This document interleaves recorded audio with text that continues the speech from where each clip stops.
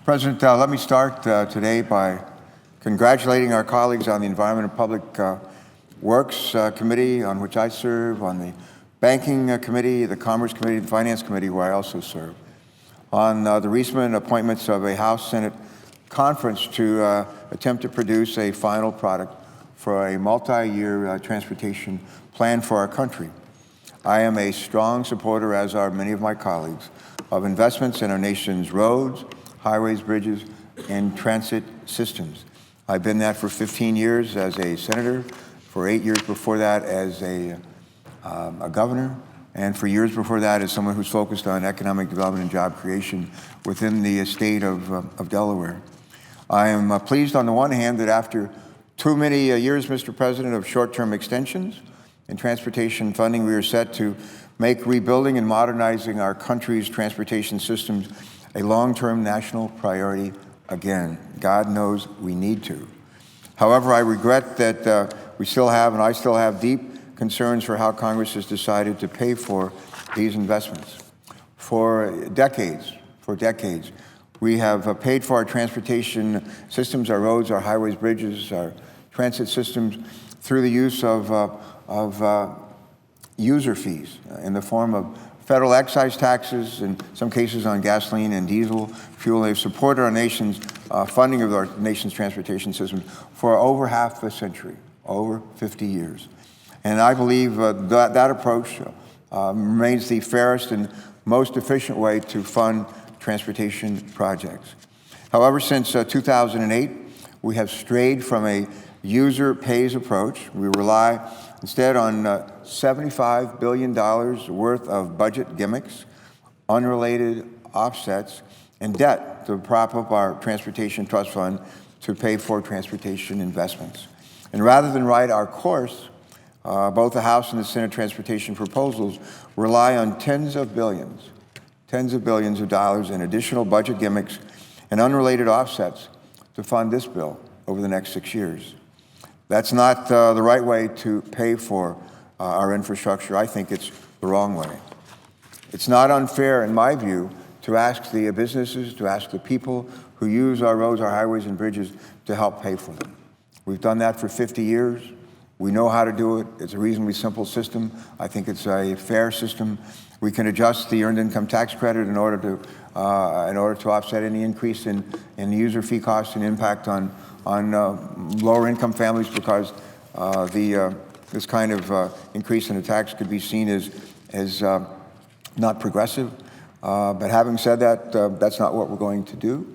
And what we're going to do instead is do what we've done for the last 7 years and use gimmicks and things that have nothing to do with transportation to ostensibly pay for transportation funding.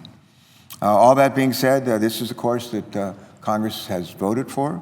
And despite my misgivings over the funding, there's still much to commend in both the House and Senate legislation, particularly in the authorization side that comes out of Environment and Public Works and out of the Transportation Infrastructure Committee in the House.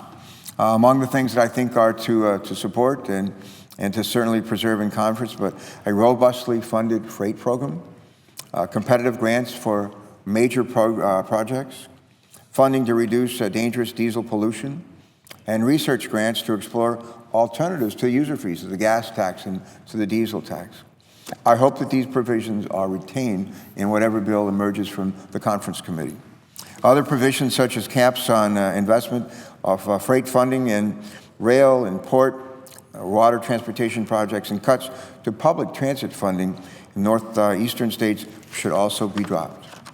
Finally, Congress will face the question of how to balance the benefits of long-term investment predictability with the urgent project investment needs around our country. And while long-term predictability is certainly important, we must consider the significant unmet investments needs around our country and the huge economic benefit the transportation investments offer to America's businesses and families. This legislation would best serve our country by maximizing annual investment levels for all surface transportation programs over a shorter authorization period. And instead of having an inadequate amount of money to go to pay for transportation improvements over 6 years, I would hope that our countries would consider maybe using that same amount of money to spread it over 5 years or even 4 years. We could use every dime of it and then some for the transportation needs of our country. I just want to close. I know this may be the last talk I give on the Senate floor. I've given a bunch of them on transportation, not so much the authorization side of it, but how do we pay for it. Writing the transportation authorization legislation, while not easy, is the easy part of this job. The hard lift is figuring out how to pay for this stuff. And for a long, long time, we have used a user fee approach, gas tax, diesel tax, done this, I think, since Dwight Eisenhower was president and since we were building the interstate highway system. We last raised the gas and diesel taxes in 1993. It's been 22 years. The gas tax today is 18 cents. It's worth, after inflation, about a dime. The diesel tax about 23 cents, last raised 22 years ago. Today it's worth less than 15 cents. The cost of gasoline, I bought gasoline a couple of days ago in Dover. I think we paid just a tad over $2 a gallon. Last week I'm told that there were close to 30,000 gas stations across America where people filled up and paid less than $2 a gallon for gasoline. Less than $2 a gallon for gasoline. We see the price, and a couple of my colleagues in these, Senator Durbin, Senator Feinstein and I, in the Senate, others in the House, have offered legislation to restore the purchasing power of the gas tax and the diesel tax. Not to increase it by 25 cents or a half dollar or a dollar, as some have suggested, but simply raise it 4 cents a year for 4 years.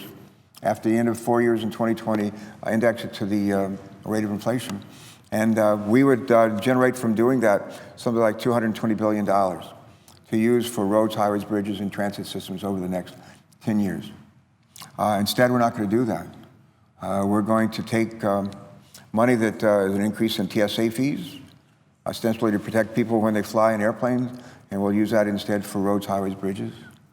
Taking money that should go to strengthen our borders, and particularly the border crossings where we have huge amounts of commerce moving in and out of our country into Mexico or into Canada. And instead of using it to bolster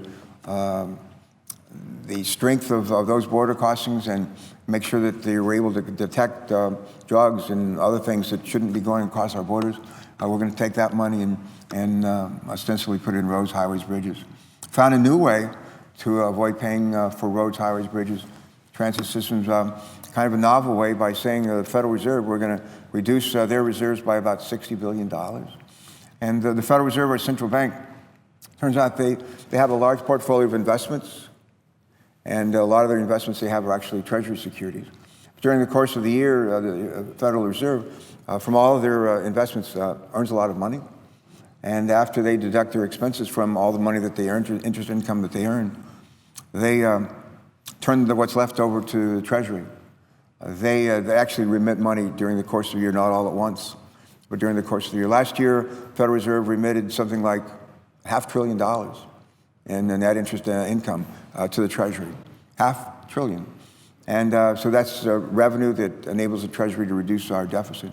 But what the House came up with this idea, and the idea was, why don't we just reduce so reach in and take $60 billion out of the reserves of the Federal Reserve and just use that for roads, highways, bridges, instead of it being taken and turned over in due course to the Treasury to reduce the deficit. Some people say, well, what's wrong with doing this for transportation? Well, what's wrong with doing this for Homeland Security? What's wrong with doing this for defense? What's wrong with doing this for agriculture? What's wrong with doing this for anything? And this sets, I think, a terrible precedent and invites future Congresses to do the same thing, And instead of adhering to a policy that served us well for many years, that those who use our roads, highways, bridges should pay for them, we're resorting to gimmicks and kind of thing that we should just not deign to do. Having said that, there's a good deal to like, especially in the authorization language. I applaud those who have worked on this legislation. I appreciate the chance to help shape and inform some of it. I wish we'd taken a different course with respect to actually paying for that, for this work that needs to be done. The last thing I would say is this. Our friends at McKinsey Consulting, big consulting firm, international consulting firm, have an arm of McKinsey Consulting called Global this Global Institute. And that arm of McKinsey reached out a year or so ago, and they tried to figure out if we were to invest robustly in our roads, highways, bridges, our transit systems, what kind of effect would it have on unemployment in this country? What kind of effect would it have on unemployment in this country? What kind of effect would it have on gross domestic product in this country? And here's what they calculated. They calculated if we're truly to make the kind of investments that are needed, not just like limp along kind of level, almost like level funding, which is woefully inadequate, but really robust investments. Here's what we would do with employment in this country. We would add 1.8 million jobs in America. 1.8 million jobs in America. A lot of the folks that are long-term unemployed are people who wish they could be hired back again to do construction projects, to build roads, highways, bridges, and transit systems. And they're sitting on the sidelines because we don't have the money to pay to hire them to build these projects. And the Global Institute also of McKinsey tells us that in terms of GDP, robust transportation investments would enable us to grow GDP annually by 1.5%. You know, when you think about that, GDP, we're lucky in this country to get GDP up to 3% per year. So are most developed nations. But just simply by making robust investments in our transportation system, building America's transportation systems again, rebuilding them, we could expect to grow GDP by as much as 1.5% per year. The level of funding that's in the legislation that will be coming before us doesn't come even close to that, not even close to that. I think we missed an opportunity here. I think we've missed an opportunity here. In one of my hearings today, Mr. President, had one of our witnesses quoted Yogi Berra, and gave us a funny quote by Yogi Berra, who died earlier this year. And I rejoined by telling me one of my favorite Yogi Berra quotes, which goes like this: "When you come to the fork in the road, take it. When you come to the fork in the road, take it."